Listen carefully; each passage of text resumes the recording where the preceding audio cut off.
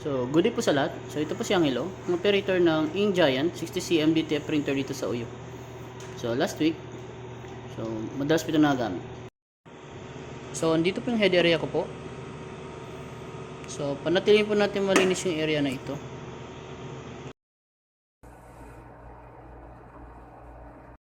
So, dito po yung waste tank ko po.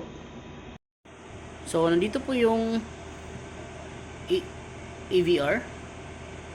Tsaka po yung ground.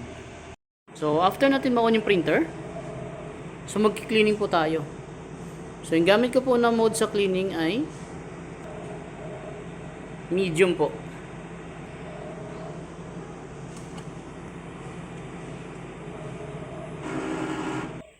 So, after natin mag-cleaning, so magna-nozzle test po tayo.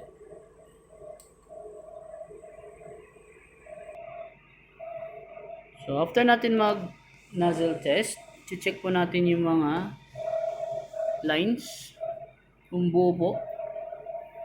So, pag nakita na po natin buo po yung lines, pwede na po tayo mag-start sa printing. So, nandito naman po yung inyo supplies ko po para sa large format. So, as of June 10, so, updated po yung inventory. Ano tayo sa mga na-consume ko? So, last week, consume po ako ng isang bote ng white ink, isang 60cm DTF film, at 2 packs ng white powder. So, dako naman tayo sa